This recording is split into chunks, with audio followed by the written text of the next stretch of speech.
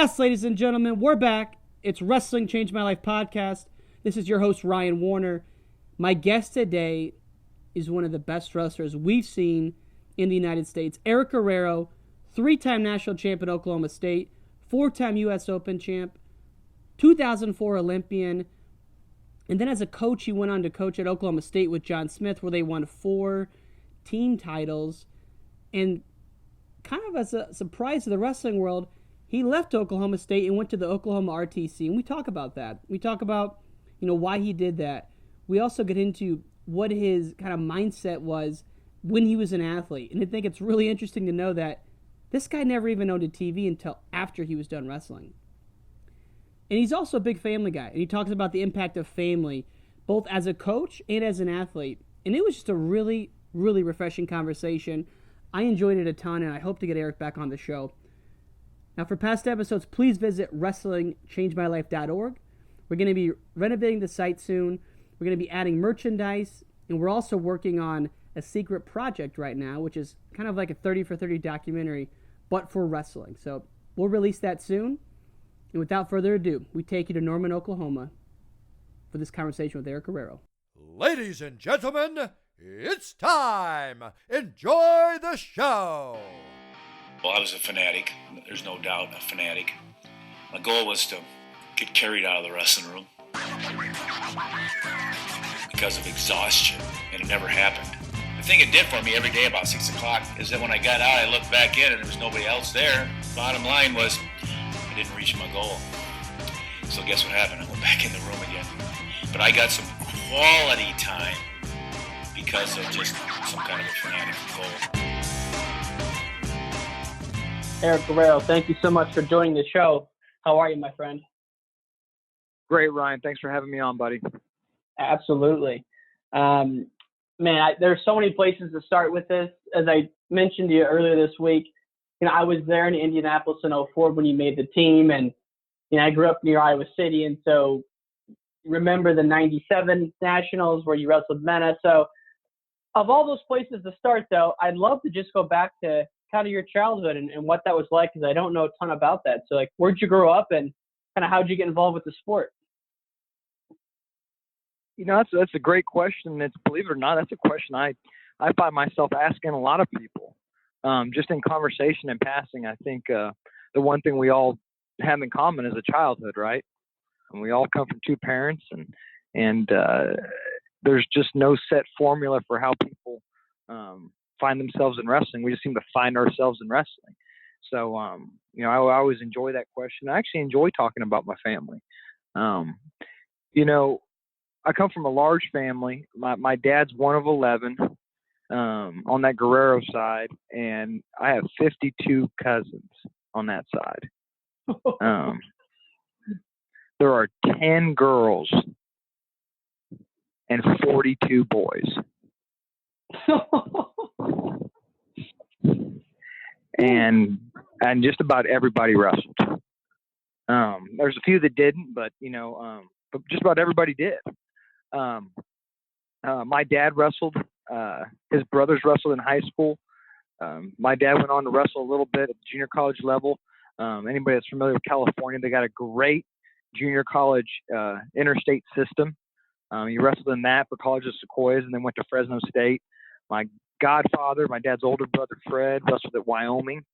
And then my uncle Gene, one of my dad's younger brothers, wrestled at Cal State Bakersfield for Joe C.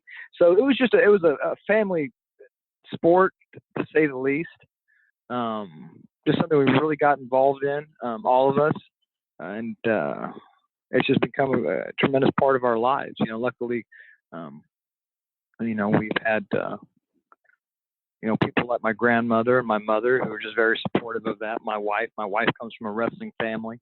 I'm married to Kristen Blair Guerrero. Her grandfather was Peter Steele Blair, 2-time NCAA champ at Navy, Olympic bronze medalist in Melbourne. So, we are just a wrestling family, so to speak.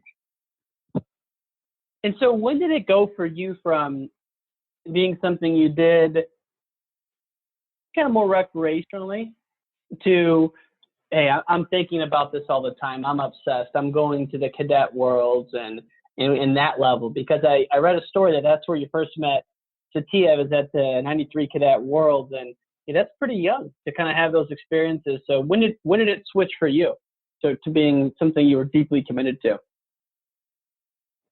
12. I can distinctly remember something happening between when I was 11 and when I 11 and turned 12, that something happened in there. I'm not sure what it was. I can just think of a few things leading up to that. My cousin Ruben had won a state championship in California in, I want to say 1986, and watching him do that was really inspirational. And a lot of things happen. You watch the Olympic Games, and you watch NCAA championships, and just watch these things take place, and these events occur, and I can't, pinpoint it. I can't say, like I was inspired by any one particular thing. I just remember somewhere around 12 years old, just feeling really obsessed with it and inspired and going, I'm going to do this. I'm going to do this. And from there, the rest is history.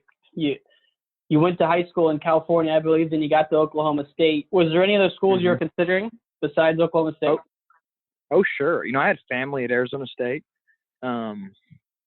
competing, and I think everybody pretty much thought I was going to do that, go that route. And there's a lot of schools. I looked at Minnesota pretty hard. Okay. A lot of people don't know Jay Robinson's actually from San Diego, California. Did you know that? I knew he was from California. I didn't know he was from San Diego though. Night. He went to Oklahoma State. Yeah, he's from down in that area, and okay. He was the pretty magnetic personality.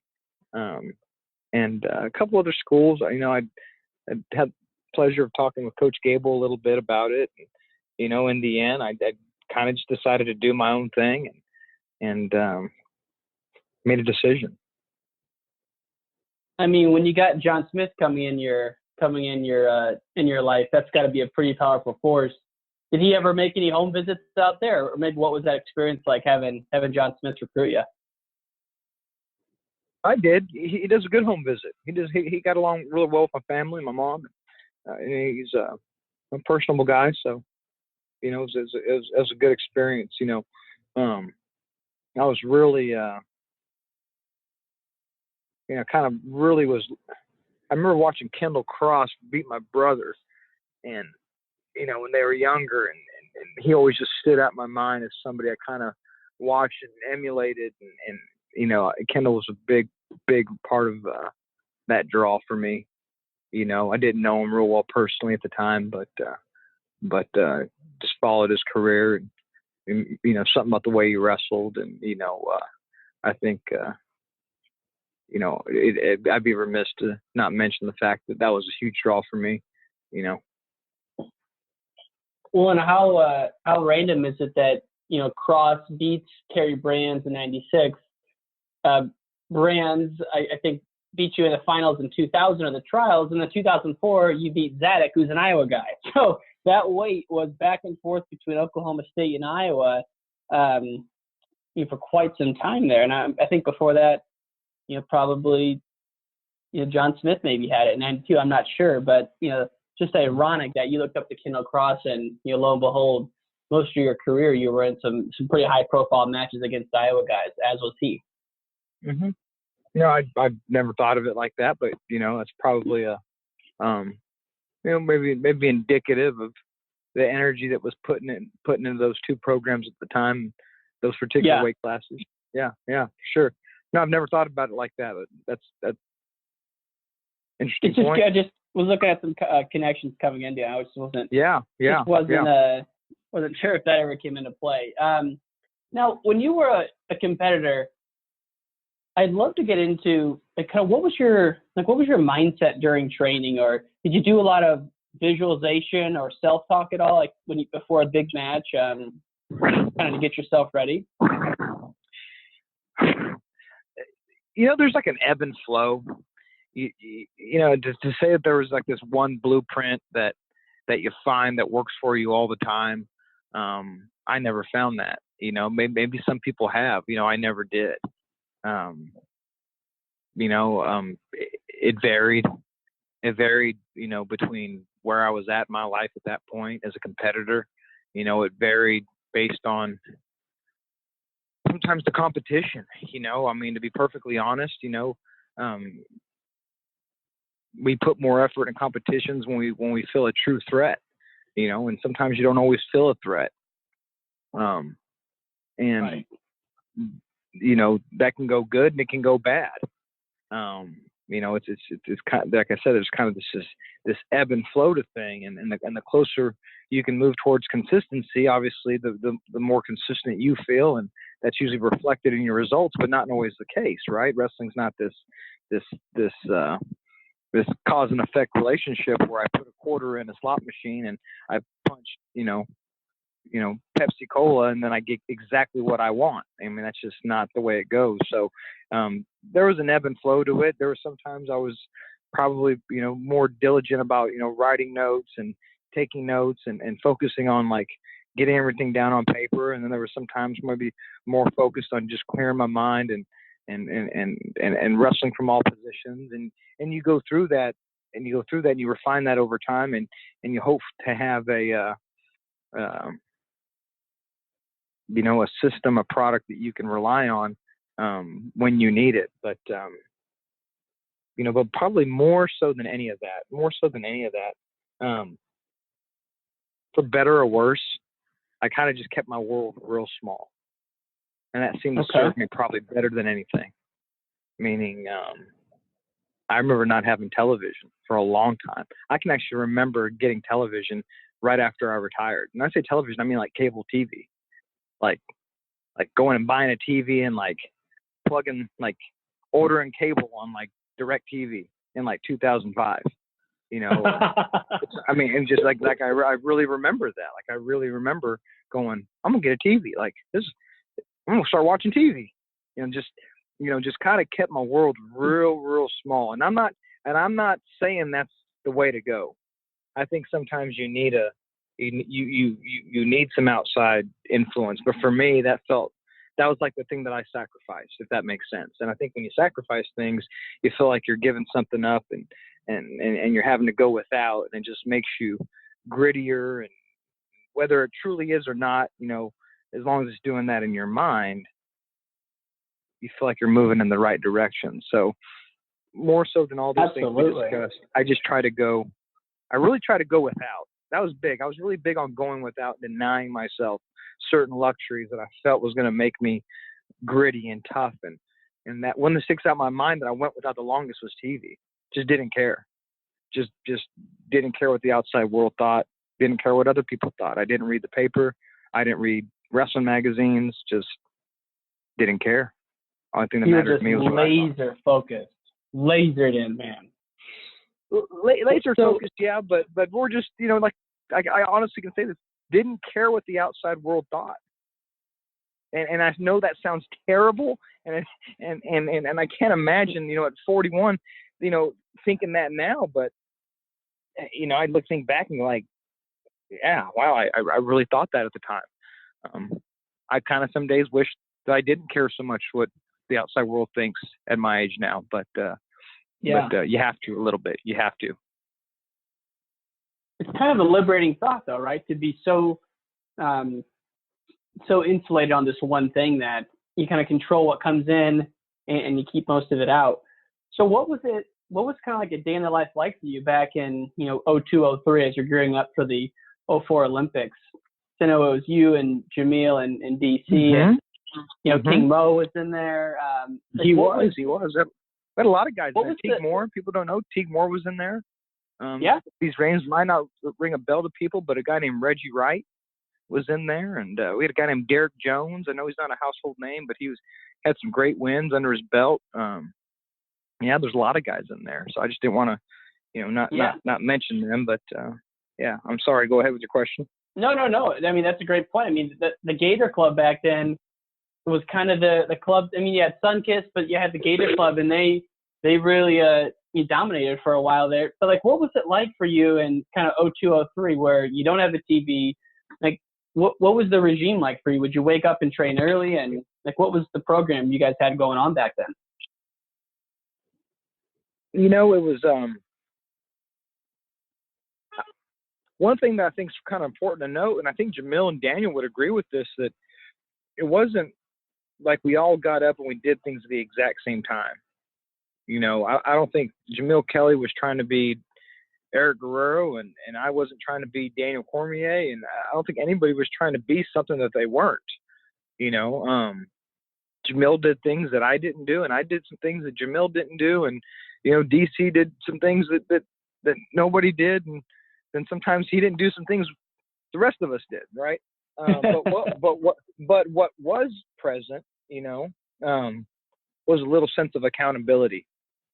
Like, hey, you've been lifting? Hadn't seen you in weight room. Oh, well, yeah, I ran the other morning. Yeah, you got to keep lifting. Yeah, I know.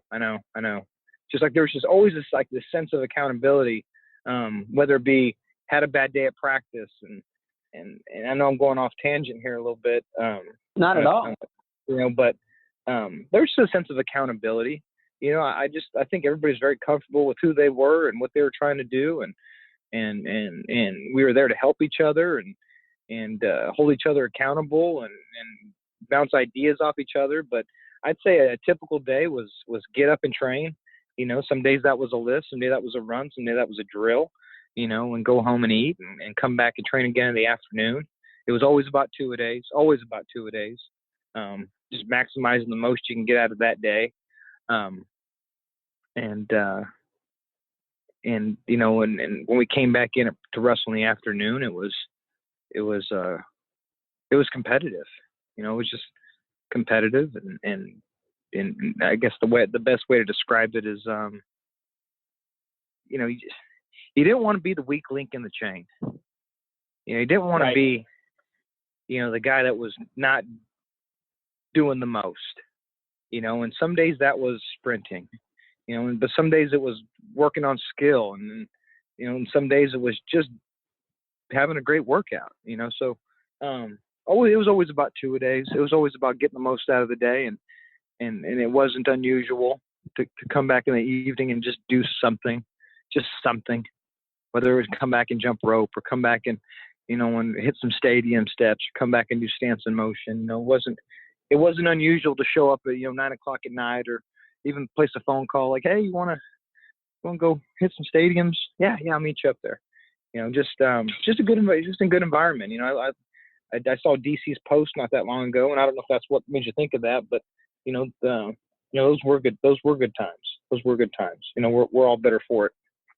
Yeah, that's exactly what made me think of it. And I'm always just fascinated with kind of going into the environment and like what the routines were and kind of how you structured your day. And so it's just really interesting to see that, because I think a lot of people on the outside, you don't get to experience it as much.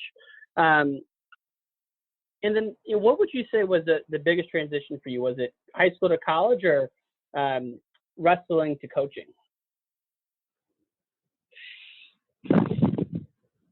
They're both pretty big jumps. They're just different. They're just different. They're just different jumps. I think you're very much in control of your destiny when you jump from high school to college, right? So, for example, you want to be diligent, you want to do good in school, well, then study more, right? You want to, wrestle better, well, drill harder and do more practicing, and you're in very much control over what you want and how immediately it comes. As anybody that's coaching's not that way. I think we spend a lot of time thinking it's that way. I spent several years thinking it was that way, and then you realize you really don't have a whole lot of control over what people choose to do. So you better learn to be persuasive.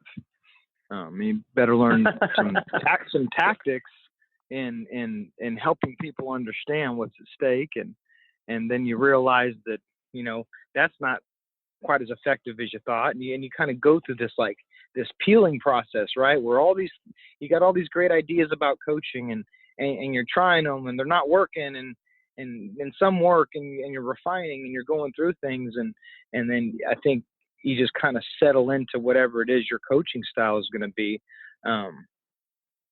And that's not immediate. That whole thing takes years. You got to go through some ups and some downs and some triumph and some tragedy, and you got to kind of experience this gauntlet of things as a coach. And I don't mean like personally. I mean, with your athletes, you kind of got to go through that wave of ups and downs to realize that you're really not as much in control as you think. And once you kind of realize that, I think that's when you probably start coaching. That's when you really probably start doing your best coaches, when you're going, I don't get points for being an idealist. I get, you get what you get based off what you're working with, and what you can get out of that. And that's just not immediate. So, what's the biggest jump? They're both big jumps. Just one is much more immediate, right? And then one is much more time consuming and it's a greater task of patience, and it just takes time. That just takes time on the coaching end of it. And you look at take a guy like John Wooden, right, one of the greatest coaches of all time. It took him 6, 7, 8, 9 seasons before they even won. And as he started it took him that long to kind of find his leadership philosophy and his coaching principles. And so, what you're saying is kind of echoing that exactly. And I wonder, now that you're with the Oklahoma RTC, is there a little bit more kind of business involved in that, since you're running the fundraising and running things outside of just the practice, or maybe like what's that experience been like for you? Yeah, well, one, just John Wooden's, phenomenal coach, and you read his history and what people say about him, and the way he went about things. I mean, there was a guy who understood coaching, and just a great read. Anybody's interested in coaching should be reading books on Coach Wooden. But on the RTC front, not a whole lot changes. I think you get a lot. Let's just be honest. Whether you're coaching in college or coaching, RTC, they're intertwined, but they're separate. At the same time, whether you're, raising money for the collegiate program or raising money for Olympic hopefuls, I mean, bottom line is you're raising money.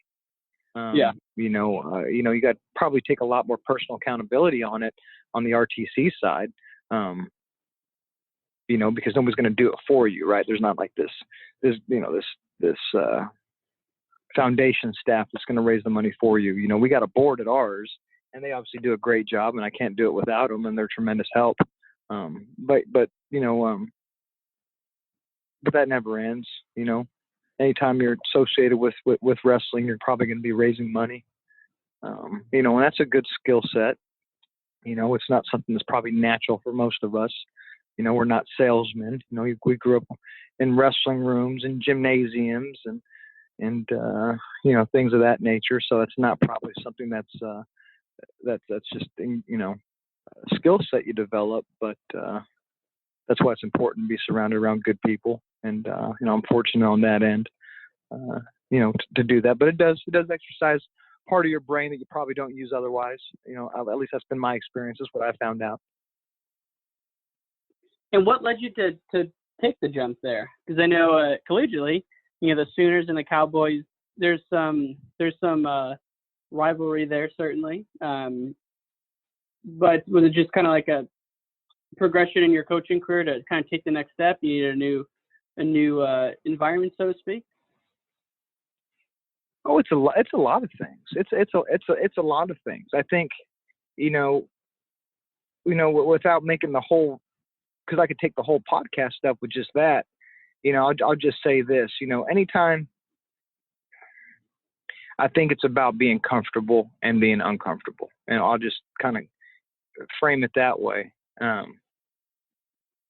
I've grown the most when I've had opportunity to be uncomfortable.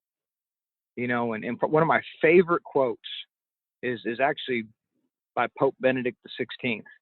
He said, "The world offers you comfort, but you were not made for comfort. You were made for greatness." And that just always, and I say always, you know, the quote's only about 10 years old. If even that, maybe 8 years old.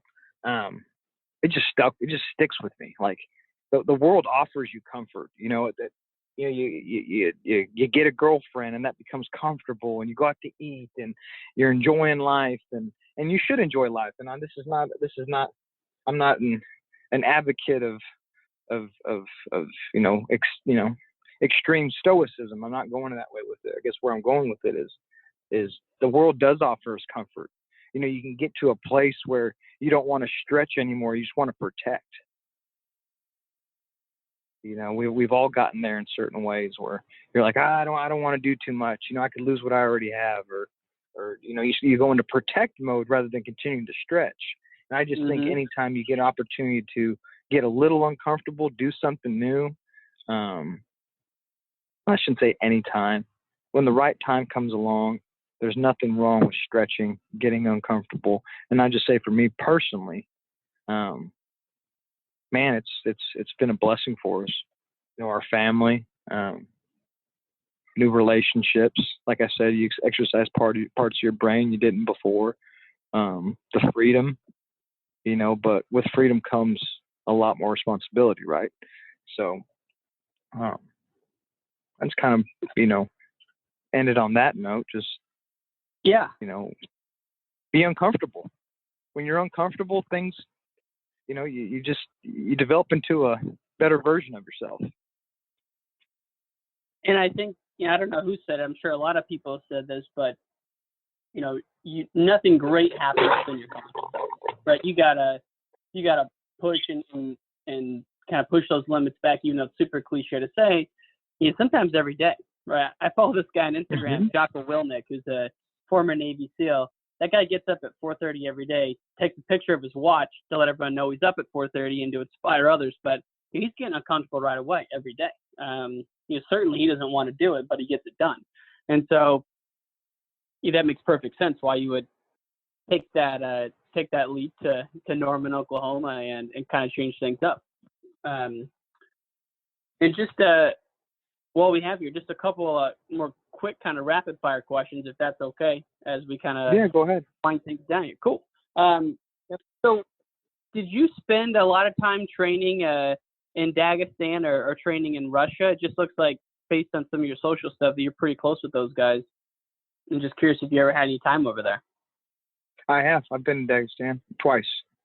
Russia, that Caucasus region, things like that. Yeah, extensive periods. Actually, no, 3 times. I take that back. 3 times. Yeah. And how long were you there for? And like, was it during your competitive career? Oh gosh. I think. Go ahead. I'm sorry. I was gonna say, because Ossetia, I mean, right there. So Ossetia, Dagestan, that whole kind of area. Oh, I remember one really long trip. I mean, I can't remember how many days. I mean, you're making me stretch a little bit, going back a decade or so. Actually, decade and a half, right? Oh, I'd say the better part, you know, a week or 2, you know, and then I think there's a trip before that was maybe not quite that long. And then I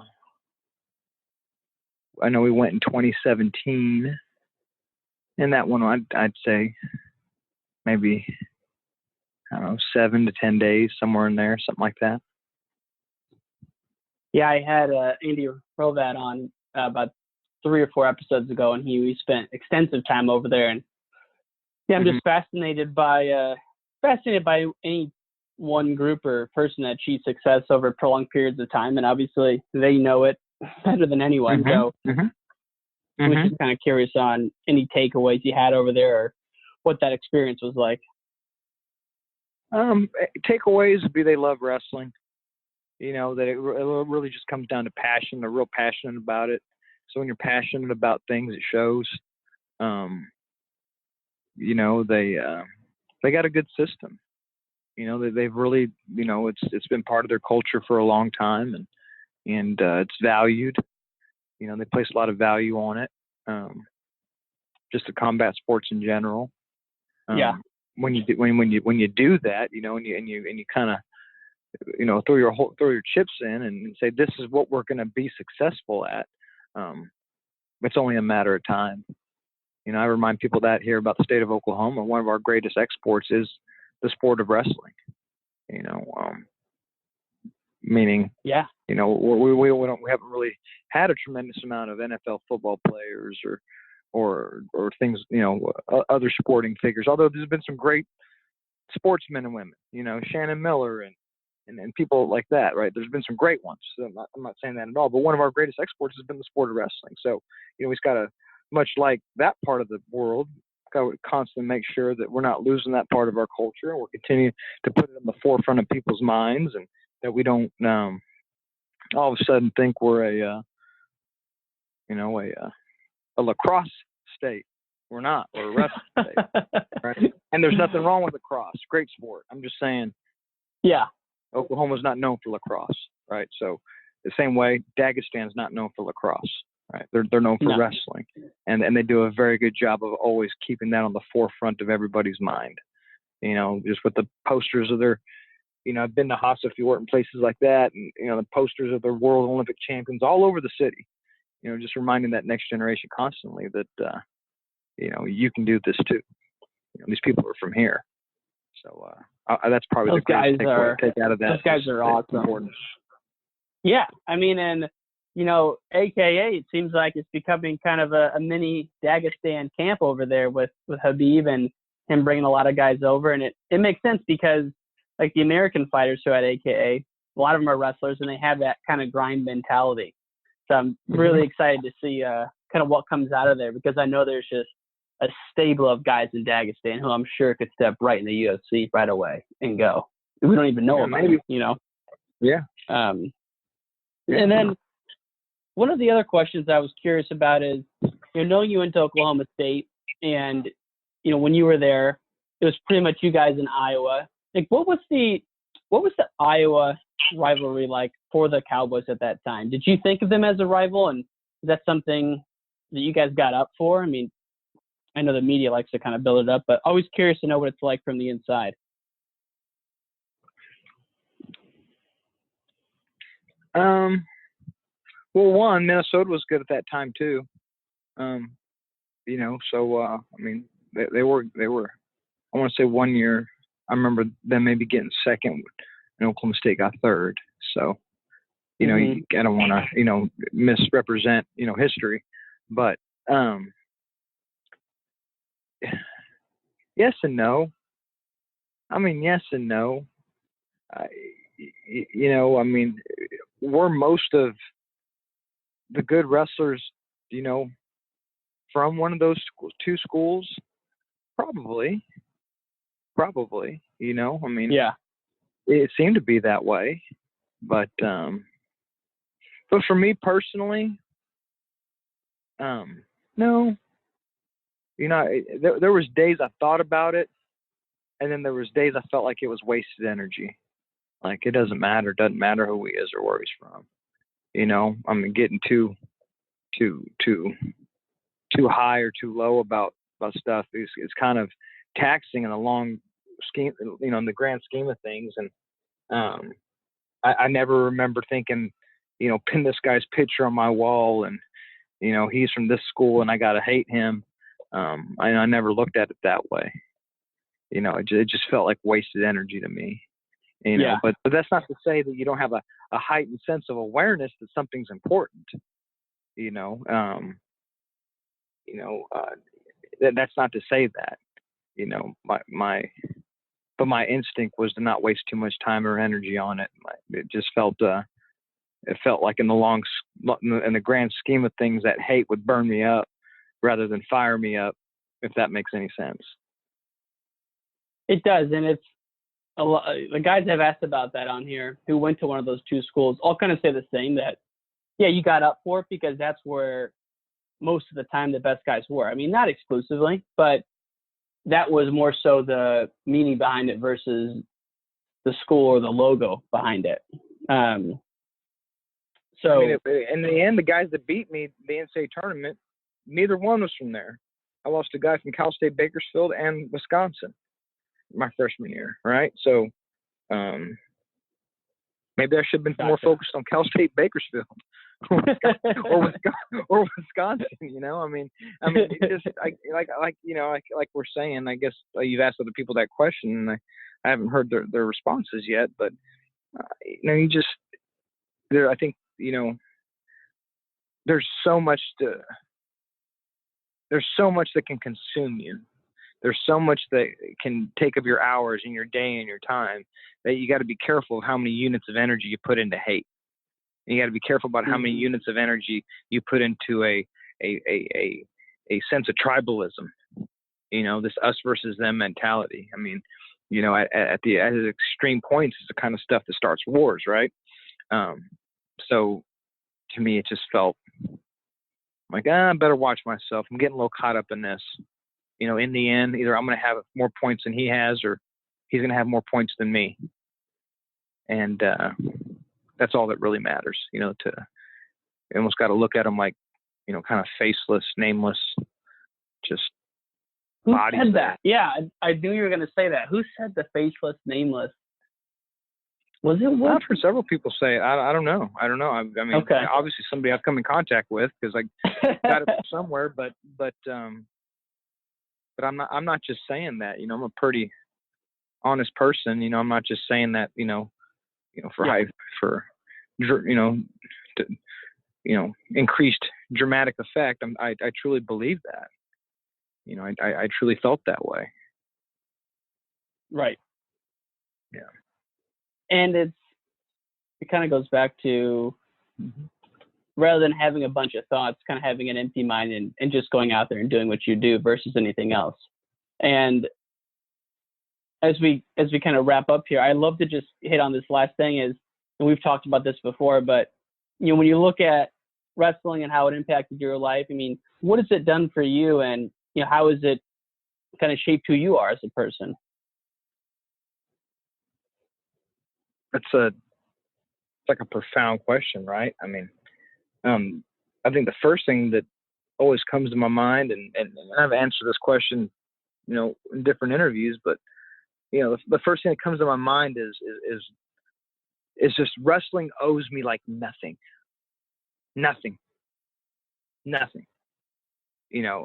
But everything that I have, I truly owe to wrestling. I truly owe it to wrestling. I have a great home life and, a wonderful wife and, great children and, there's that wrestling connection. I owe it to wrestling, right? I get to make a living out of doing what I like to do, which is coaching wrestling. What have I learned? Learned how to be a good father. Learn to be patient. Learn to listen to people, listen to my wife. Sometimes she's like, "Are you gonna say anything?" She's like, "I'm just listening." I'm not sure I could do that. I'm not sure that's in my personality. I think years of coaching, you just develop a set of listening skills that aren't really instinctive. Listen to your children. You listen to what they're telling you, and you internalize it. And the ability. What have I learned? And what are the ability to make change? The ability to stick with something, because we all know. Are you married, Ryan? I don't know. No, sir, I'm not. I'm sure you had relationships, and relationships aren't easy. Whether they're personal relationships, whether they're platonic relationships, whether they're just friendships, relationships aren't easy. And in all relationships, whether they're platonic or personal, or I should say romantic, there's days you feel like giving up. Like, I don't want to talk to this person today. Well, you need to. And there's days your athletes can drive you so crazy, you don't feel like talking to them either. But you need to. You have to. And it's what's best for everybody is to constantly communicate. So you learn to communicate, and I can just go on and on and on about this list of things that I've ascertained from the sport of wrestling, and all of them are positive. All of them are positive. You know, I truly believe I would not be the husband, brother, father that I am today without having gone through this journey in the sport of wrestling. I just know myself well enough to know that it'd be really difficult. You know, it's funny. I was having a conversation. You know, we have a daughter, and then we've actually had 4 boys after her: Ishmael, Adam, Aaron, and this new one, Elias. and we were driving one day, and we were listening on the radio, and Kid Rock song was on. Of all people, Kid Rock, right? And he has this line in this song, and it says something about the art of growing old, and then it says something about rock and roll can save your soul. And this is 10 years ago maybe, and our oldest, she's a girl, you know, she said, "Dad, rock and roll can't save your soul." And, you know, and she's obviously relying on her, CCD and RE education, where they cover those things, you know, in the Catholic Church. And rock and roll can't save your soul, Dad. I said, "I know, honey, I know. But, you know, maybe it did his." And she said, "Well, what do you mean?" I said, "Well, you don't know what leads people in that direction. You know, I mean," and we had this long talk about passion and finding your passion in life. And when you love something so much and you're so passionate and you care so much about something, which I do about wrestling, you experience a lot of ups and downs. You experience a lot of hardship. You experience a lot of moments where you're not sure you can continue. You experience moments where you just have to will yourself into a victory, a better situation, a takedown, whatever the case may be.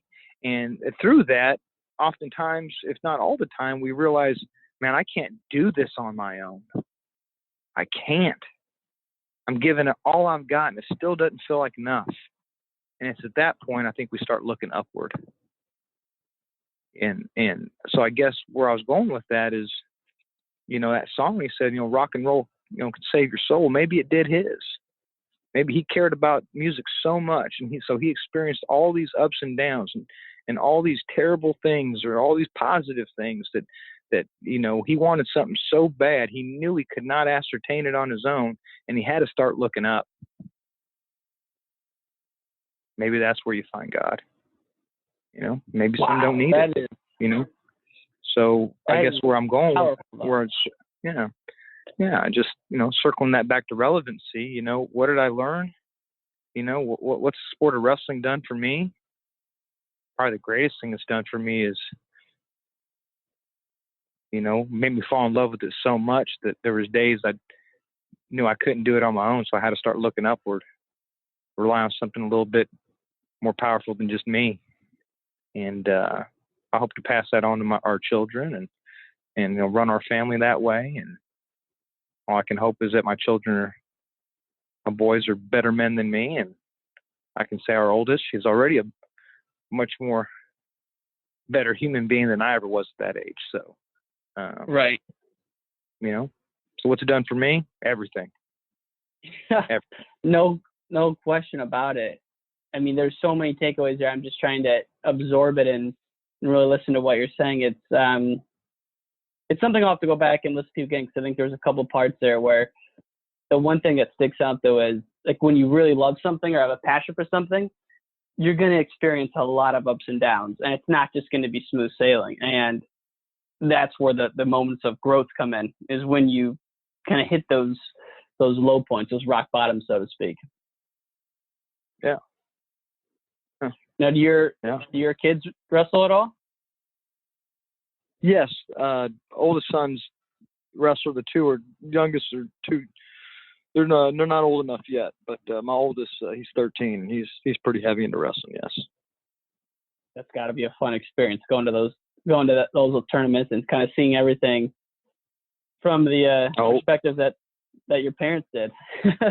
Oh, it's an experience. No, it's good. It's good. We enjoy it. It's time well spent. I bet. Well, Mr. Guerrero, I really appreciate your time today. It's been a pleasure, and you hope to kind of keep you in the circle here and chat with you again at some point. 'Cause I know there's a lot more we could have talked about. So, thanks again. Absolutely, anytime. Good luck. That's the end of this episode, but definitely not the end of the show. For more episodes, please go to wrestlingchangemylife.org. Subscribe to us on iTunes. Give us a star rating. Show the love, baby. Show the love. Thank you so much, and we'll see you again soon. Peace.